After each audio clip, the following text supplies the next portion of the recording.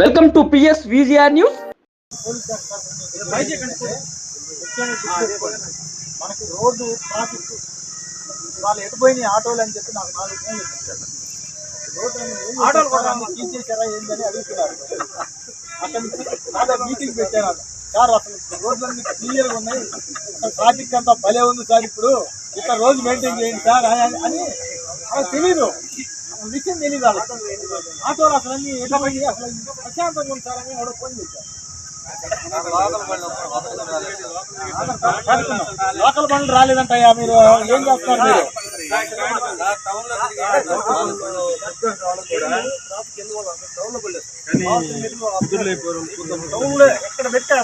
మీరు మాట్లాడంటే మీరు అన్ని వాళ్ళు వెళ్ళిపోతారు, ఉండి మాట్లాడుతున్నారు.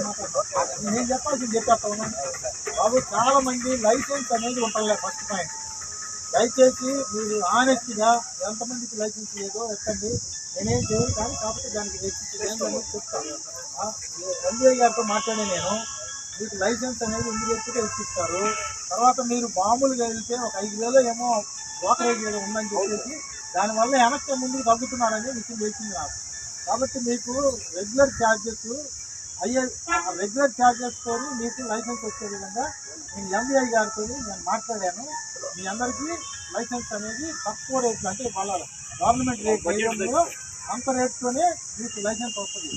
లైసెన్స్ నేను ఎందుకు ఇన్నిసార్లు చెప్తున్నానంటే, మనము సక్రంగా పోయినా లేకపోతే ఎదుటివాడు తేడాకు వచ్చేసి గుద్దే అవకాశం ఉంటుంది. ఏదన్నా జరిగిందంటే మన ఆటోలో మనతో పాటుగా చాలామంది ప్రయాణం చేస్తూ ఉంటారు మిమ్మల్ని నమ్ముకొని, అవునా?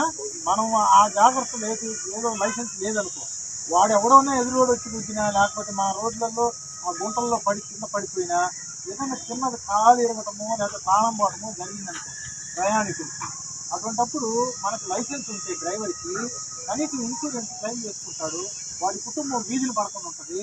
వాడు కనీసం పోయినా కానీ వాళ్ళ ఫ్యామిలీకి పిల్లలకి ఏదో కొంత ఇన్సూరెన్స్ వస్తుంది. కాబట్టి కంపల్సరీ లైసెన్స్ అనేది మీ దాంట్లో ఉంటుంది. మీకు కూడా ఏదైనా ప్రమాదం జరిగిందన్నా కూడా మీ ఫ్యామిలీ బిడ్డలు కూడా ఇంటికి ప్రాబ్లం లేకుండా కనీసం ఇన్సూరెన్స్ అన్న క్లెయిమ్ చేసుకొని వాళ్ళ జీవితం మరీ ఇది కాకుండా ఉండడానికి అవసరం. ఎందుకు ప్రమాదాలు జరుగుతున్నాయని నేను లెక్కేస్తే మనకందరికీ తెలిసింది. ఫస్ట్ పాయింట్, మనము సెల్ ఫోన్తో డ్రైవింగ్ చేస్తాం. సెల్ ఫోన్తో డ్రైవింగ్ చేసేటప్పుడు చాలామంది చెప్తుంటాం, అరే అది చాలా ప్రమాదం రా బాబు, ఒక సెకండ్ అక్కడ ఆపుకొని మనము సెల్ ఫోన్ మాట్లాడుకుంటే ఎంత బాగుంటుంది. లేకపోతే వాడెవరైనా డ్రైవర్ ఉంటే మనం ఫోన్ మాట్లాడుకో తందనాలాడినా ఏం కాదు, కానీ మనమే డ్రైవ్ చేసుకుంటూ మనమే ఫోన్ మాట్లాడుకుంటూ, ఈ ఫోన్ కూడా నిజంగా చెప్తున్నాను, ఎవరైనా సరే ఈ ఫోను మన దగ్గర ఉన్నటువంటి వాళ్ళతోని ఎక్కువగా మాట్లాడడం, మన భార్య బిడ్డలతోని ఒకటే నిమిషం మాట్లాడతాం. ఎవడైనా సరే భార్య బిడ్డలు ఎవరైనా సరే చెల్లె కానీ అక్క కానీ ఒక నిమిషం మాట్లాడి అది పెట్టే నాకు అవతల పని ఉందని చెప్పేసి పెట్టేస్తారు. కానీ ఎవరైనా ఆడ మనిషి మాట్లాడుతుంటారు, ఫ్రెండ్ కావచ్చు లేకపోతే లవరు, ఇంకేదన్నా కీప్ కావచ్చు, ఇంకేదన్నా సొల్లు బ్యాచ్ ఉంటుంది, అది ఊరికే నిన్ను నాకేస్తుంటుంది. నీకు అర్థం కాదు, అది మొత్తం నాకేసి తుడిచేసిన తర్వాత మొత్తం అడక తెగేటప్పుడు తెలుస్తుంది, మరి అమ్మ మొత్తం నాకేసిందే అని.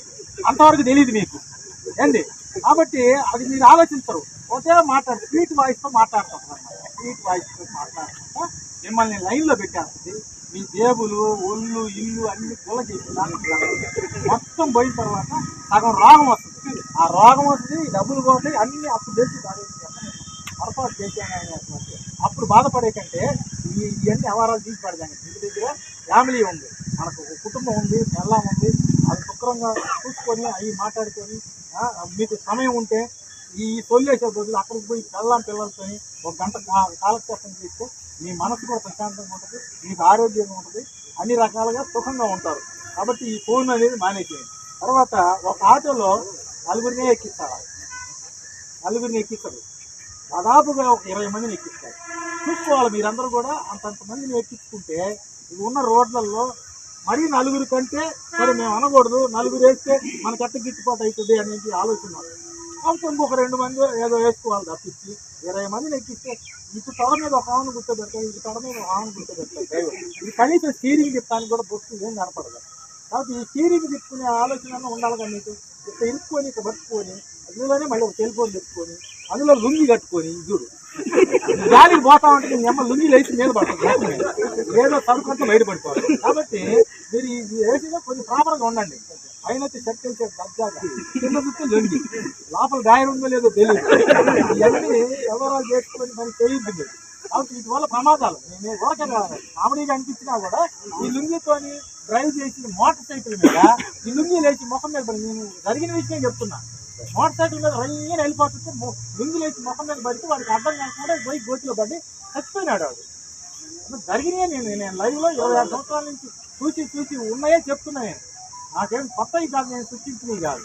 కాబట్టి దయచేసి ఈ లుంగీలు కట్టడం, ఈ సెల్ ఫోన్లు మాట్లాడటం, తర్వాత ఓవర్ వెయిట్ అంతమందిని ఎక్కించుకోవటం, ఇవన్నీ కూడా మీరు కొంచెం కంట్రోల్ చేసుకుంటే మనం సుఖంగా ఉంటాం, మన ఫ్యామిలీ సుఖంగా ఉంటుంది, అందరూ కలిసిమెలిసి ఉండాలి. కాబట్టి మీరు వచ్చినటువంటి గ్రామంలో టౌన్లో కానివ్వండి ఈ ఓపెన్ డ్రింకింగ్ అనేది ఎక్కువగా చేస్తా ఉన్నది. అక్కడ పడితే అక్కడ రోడ్ల మీద తాగి అక్కడే వదిలేయటం అవి చేస్తూ ఉన్నారు. వాటి మీద ఆ రోడ్లో వెళ్ళేటువంటి మహిళలు కానివ్వండి, ఆడపిల్లలు కానివ్వండి పోతా ఉన్నప్పుడు కొంత ఈవ్టీసింగ్ లాంటివి కూడా మా దృష్టికి వస్తూ ఉన్నాయి. ఇలాంటి వాటి మీద కఠినమైనటువంటి చర్యలు తీసుకోవడానికి ఏమాత్రం కూడా వెనకాడమని చెప్పేసి ఈ సందర్భంగా మీ అందరికీ మీ మీడియా మిత్రుల ద్వారా పబ్లిక్ అందరికి కూడా తెలియజేస్తూ ఉన్నాను.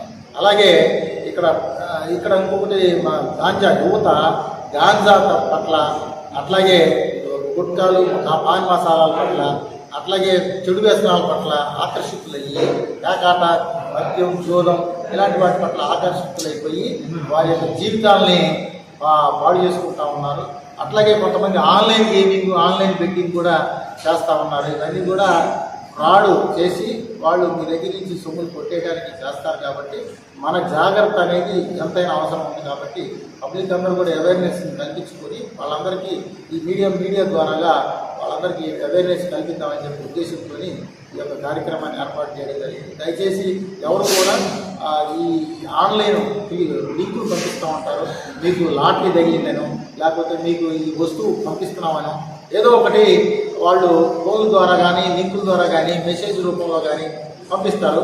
మనకు తెలియనటువంటి ఫోన్ కాల్స్ని అటెండ్ కావడం కానీ, మనకు తెలియనటువంటి లింక్స్ని వదలడం వల్ల కానివ్వండి, ఇవన్నీ కూడా డబ్బులు పోగొట్టుకోవడానికి ఆస్కారం ఉంది. కాబట్టి దయచేసి వాటి పట్ల ఆకర్షితులు కావద్దని చెప్పేసి నేను కోరుకుంటా ఉన్నాను.